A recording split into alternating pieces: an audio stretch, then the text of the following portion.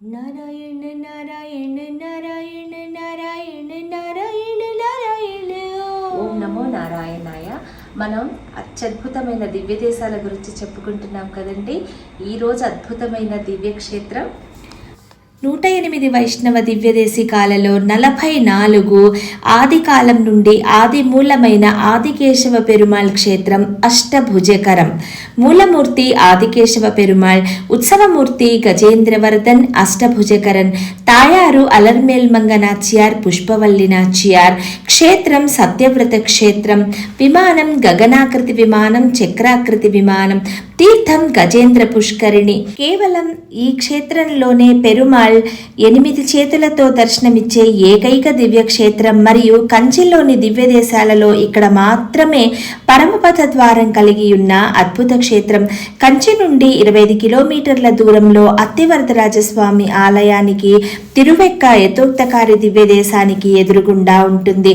తూర్పు వైపు నిల్చున్న భంగిమలో 8 చేతులతో శంఖం, చక్రం, బాణం, కత్తి, శరం, డాలు, కమలం, వెండి బెత్తం పట్టుకొని పెరుమాళ్ కనిపిస్తారు. కేవలం ఈ దివ్య దేశంలో పరమపదానికి మార్గం ఉందన్నమాట.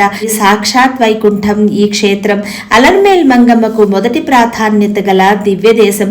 నాச்சியார் కోవెలలోగా పద్మాసినిలాగా అమ్మవారికే మొదటి ప్రాధాన్యత. బ్రహ్మ చేస్తున్న అశ్వమేధ యాగాన్ని ఆపేందుకు సరస్వతీదేవి అనేక విధాలుగా ప్రయత్నిస్తూ శరభ అనే భయంకరమైన జంతువులను అసురులతో పాటు పంపుతారు. బ్రహ్మదేవుని యాగాన్ని కాపాడడానికి 8 చేతులతో 8 ఆయుధాలు ధరించి శరభను మరియు అసురులను అణిచివేశారు స్వామి. ఈ సంఘటనకి గుర్తుగా దగ్గరలో కాళీ ఆలయం ఉంటుంది. తిరుకపితాళంలో గజేంద్ర మోక్షం హనుమంతునికి చూపినట్లు ఇక్కడ కూడా ఒక గజేంద్ర మోక్షం చోటు చేసుకుంది. పూర్వం మహాచందన్ అనే ముని ఇంద్రునితో సమానమైన శక్తులు పొందాలని తపస్సు ప్రారంభించారు. ఇది తెలుసుకున్న ఇంద్రుడు కోపోద్రిక్తుడై కొంతమంది రాక్షసులను తపస్సు భగ్నం చేయమని పంపిస్తారు. కానీ వారిని ముని గమనించలేదు కూడా. విచారపడిన ఇంద్రుడు కొన్ని ఏనుగులను మునియందు ఆనందంతో ఉత్సాహభరితంగా ఆ ఋషి యొక్క దృష్టిని మరల్చమని చెప్తారు. దాంతో ఇంద్రుడు ఆశించినట్లుగానే ఋషి తాను కూడా ఏనుగు రూపం ధరించి వాటితో పాటుగా ఆనందోత్సాహాలతో మునిగిపోతారు.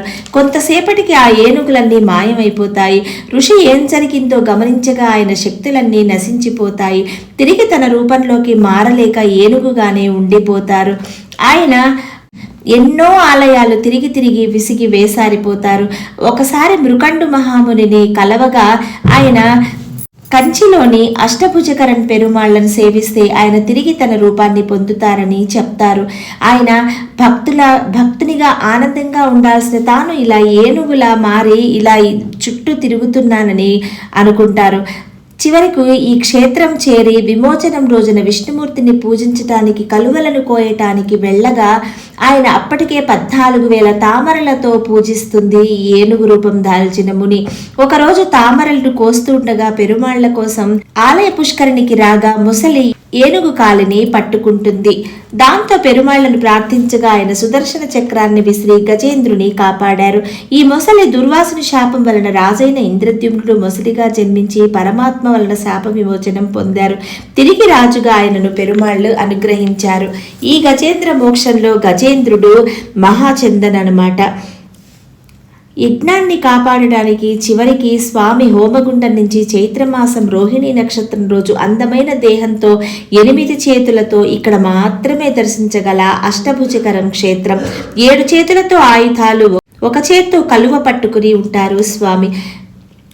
7 చేతులలోని ఆయుధాలను విరోధులను దండించడానికి, తామర అడిగిన వరాన్ని ఇవ్వడానికి స్వామి కృపకి చిహ్నం అన్నమాట. దండించడమే కాక కోరిన కోరికలు ఇచ్చే పెరుమాళ్ ఈ స్వామి. అందుకే తామరను పట్టుకున్నారు. కుడివైపు చక్రం, కత్తి, తామర, బాణం, ఎడం వైపు విల్లు, శంఖం, డాలు, గద పట్టుకుని ఉంటారు. యాగాన్ని ఆపడానికి సరస్వతీదేవి కాళిగా అవతారం ఆపడానికి రాగా పెరుమాళ్ ఆమెను నిలువరించడానికి దర్శనమిచ్చారు.